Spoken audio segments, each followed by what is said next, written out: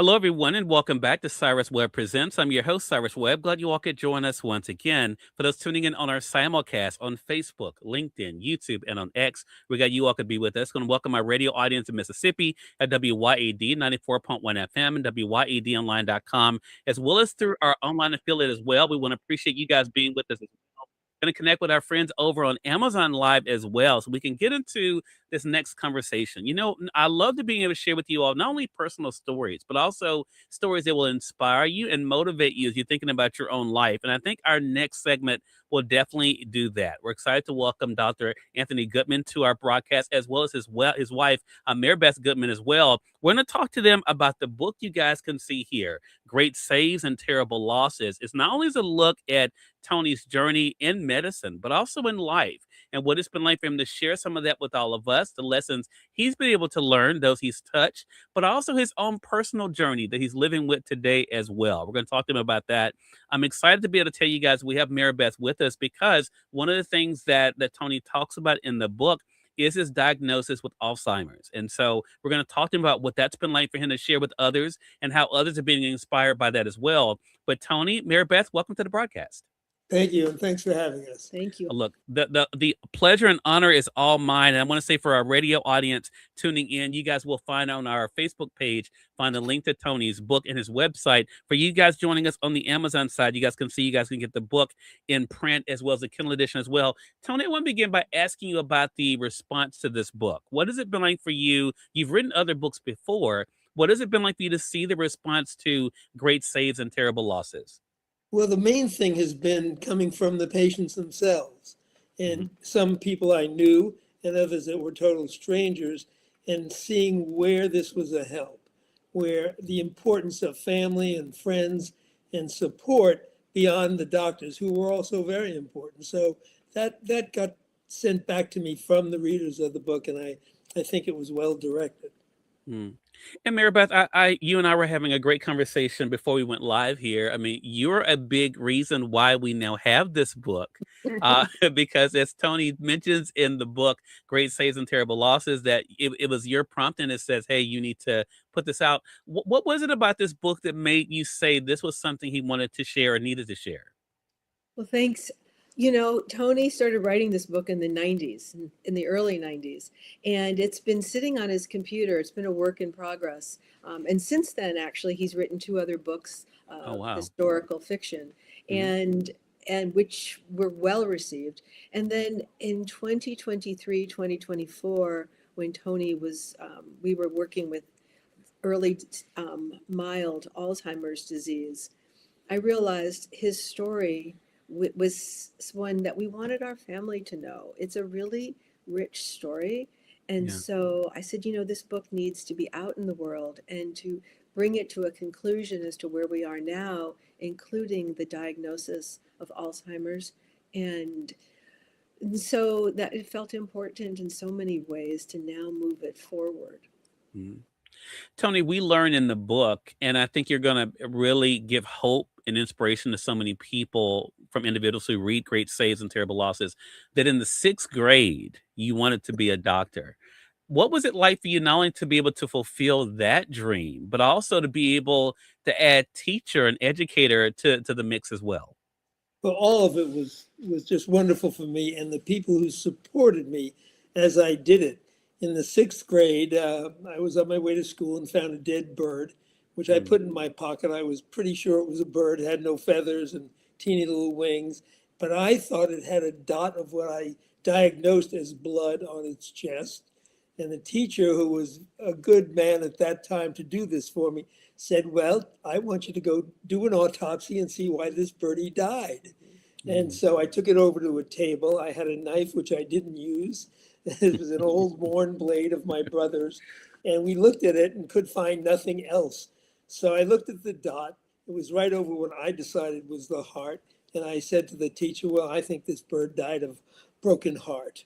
And he then assigned me the task of going to Life magazine every week for the rest of the year and Mm. presenting their medical section on what I could find. And I became fascinated. Every week I learned something new, brought it to the students, answered their questions. And from then on, that was my life. Yeah. Mary Beth, we learn in the book that the family has been a big part of this journey with Tony as well in his career and life.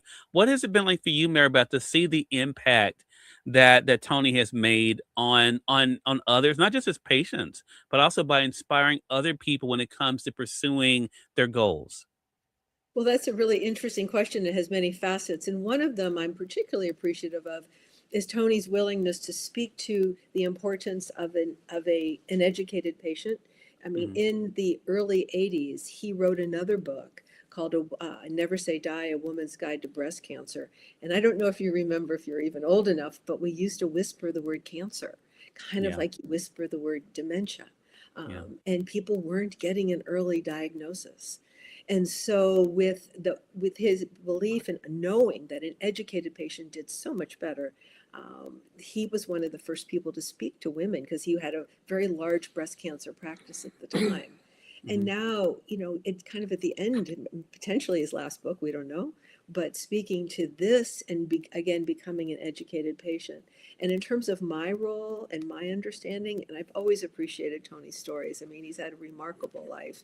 We've been right. together 44 years, and I've only shared, this latter part. And since he's retired 30 years ago, but he's been teaching for 30 years, he's Hmm. been in the role of professor and watching this wonderful elder now coming forward for the younger students. It's wonderful to see the cycle coming back around because he does dedicate the book to his teachers and professors.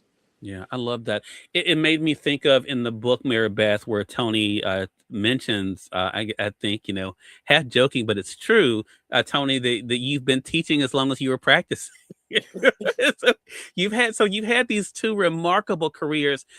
Has the teaching been for you just as fulfilling, Tony, because of not only the minds you're able to pour into, but also the lives you're able to help to shape?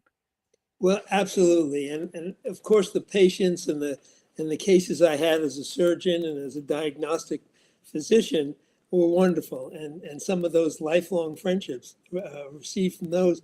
But I lived in a place where a lot of the students' families had never been to college. They were the first. None of them had doctors for their people to share the path with. And this was a great moment for them, Mhm. and it was an opportunity to shape the way they could look at patients, to remember that the patients could be their key to a partnership that would go on to help them very much. Yeah, I love that. Felicia is joining us over on Facebook. She says a beautiful couple. I don't know them, but they look like they truly complement each other, and they definitely do. Felicia, Chris is joining us over on Facebook. Hey, Chris. Chris says, "Blessed the teacher who watered that seed of curiosity and passion that grew into a Oh, tree of achievement." That is so true, and I think too the other side of this, Mary Beth, and I'm curious to know your thoughts about this. That's why I think this book is so powerful, not only because of the professional aspect that Tony shares about his life, his patients, and the impact he's been able to have on them to help them through some challenges and through challenging times, in his career, but also the personal aspect. Is that one of the things that really touched you, Mary Beth? How much he shared his own personal thoughts, something we don't think about a lot when it comes to the medical profession. Thank you for asking that. Agreed. He has showed his own vulnerabilities, his own foibles. It takes a lot of courage, right? Even early on in the stories, in some of the experiences in his early training, which were very contracting as to any human being. And he Yeah. was willing to say that, to say, I didn't like where I was going. And to express that with such honesty and integrity, I mean, it speaks to this amazing man. And that Mhm. the first thing he did when he got this diagnosis and being willing to get the diagnosis Mhm. was write to family and friends Yeah. because he had lost a friend that he didn't know had Mhm. a form of dementia. And he Yeah. didn't want to do that to his family and friends. So again, there's a sense of courageousness in expressing one's vulnerability. Tony, I want to talk more about that, and thank you for that, Maribeth, because I think for our audience, for those who are just coming in, I see you guys coming in over there on YouTube as well, and for our audience joining us on Amazon, definitely invite you guys to get the book because as we're talking about, Tony is not only chronicling his own journey professionally, but also his journey personally as well, and part of that has been being able to be diagnosed with early Alzheimer's as well. As I mentioned, it's something that's in the news right now. For those joining us live, as you all know, just yesterday, Danny Glover, a very talented actor, talked about his own diagnosis. Tony, what was that like for you? Because as Mary Beth mentioned, talking about cancer at one point was one of those things that people that like to talk about. What was it like for you to tell the world through this book about your own diagnosis with early Alzheimer's? Well, in my case, it did come out of the blue, but I knew something was wrong and couldn't put my finger on it Mhm. until my daughter said, Dad, there's something going on. And then Yeah, she and Mary Beth got me to the right doctors and people who realized, no, this isn't normal aging.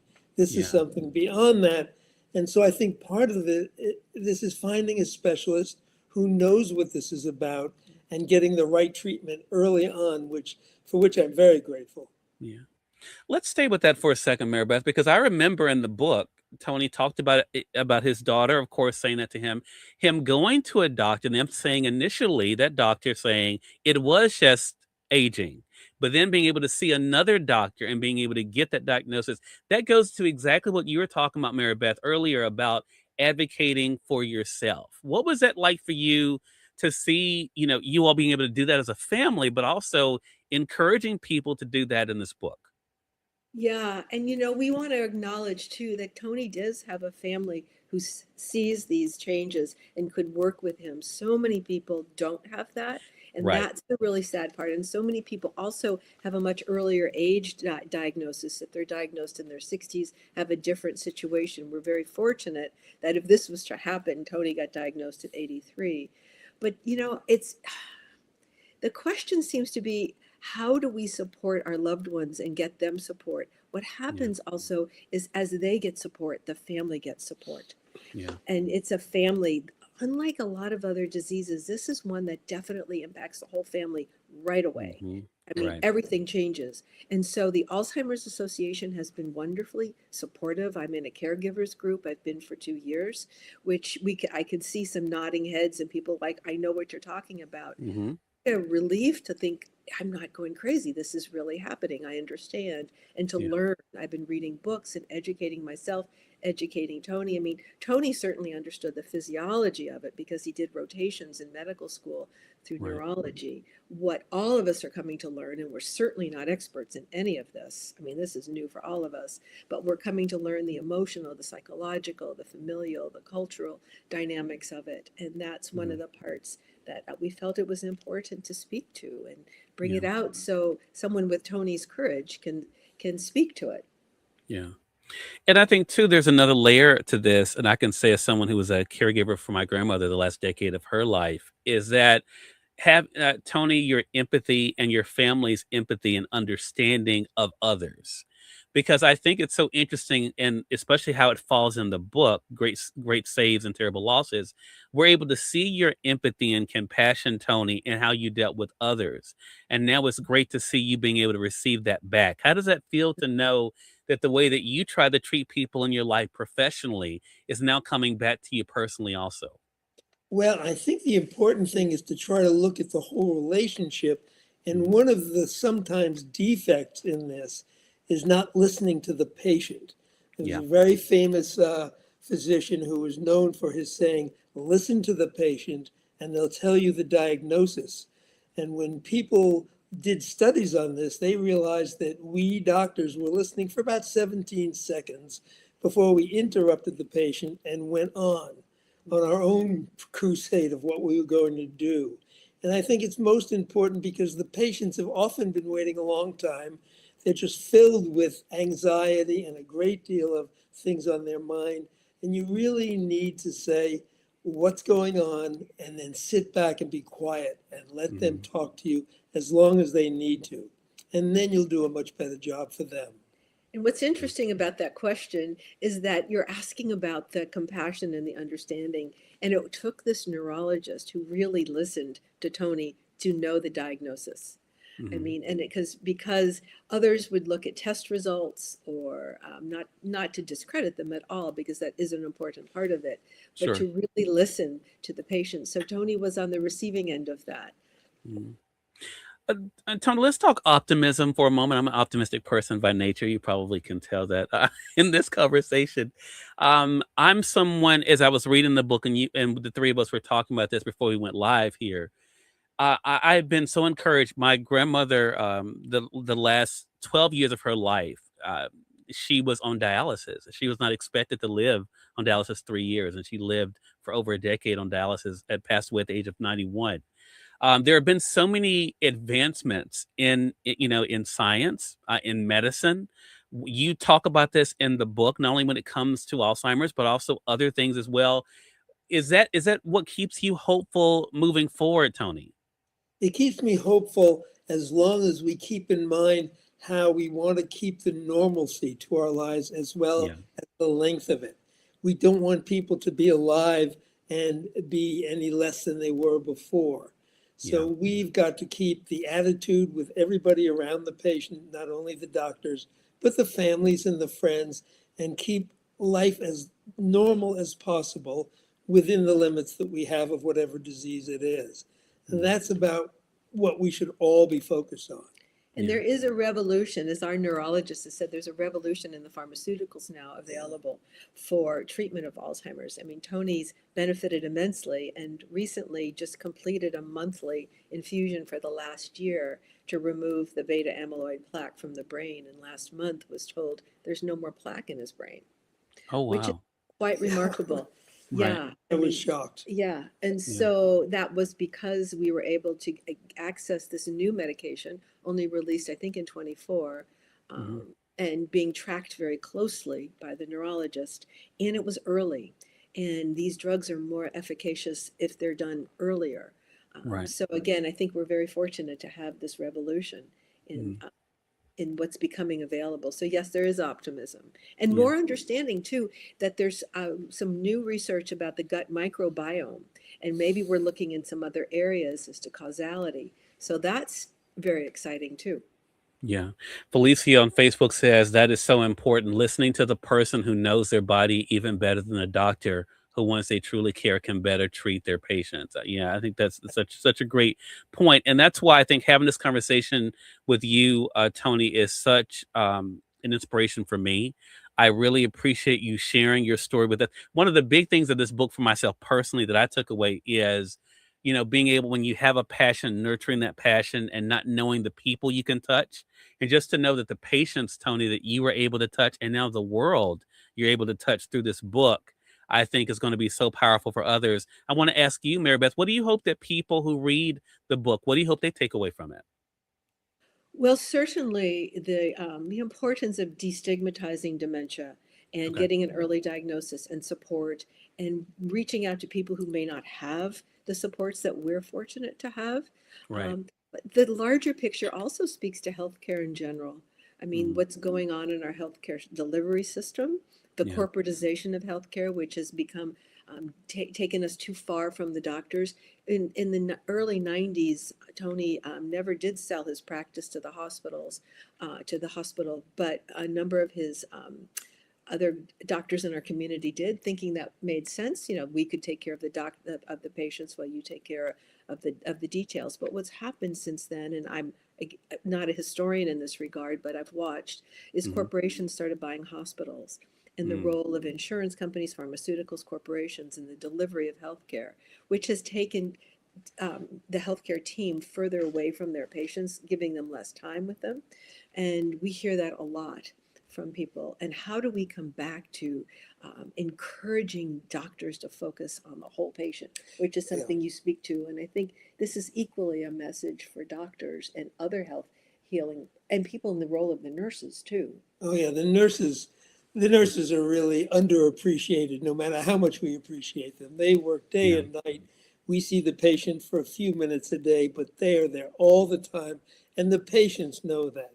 They Yeah. understand it. And we just have to give them more credit, more time, more things that we can do for them to make the job easier, because they really have a hard job, much greater than any of us do. Yeah. Well, it is a powerful book, and your story is so inspiring, Tony. And I'm so glad we got a chance to speak with Mary Beth and you today. Again, everyone, Dr. Tony Goodman has been our guest, as well as Mary Beth Goodman. The book is Great Saves and Terrible Losses. It's available here on Amazon, both in print as well as a Kindle edition. You can also stay connected with Tony by going to his website at anthonyagoodman-author.com. Again, that's anthonyagoodman-author.com. We have it linked for you guys that are joining us on the social side. Tony, Mary Beth, thank you again for being a part of our broadcast. Really appreciate it. And looking forward to speaking with you again.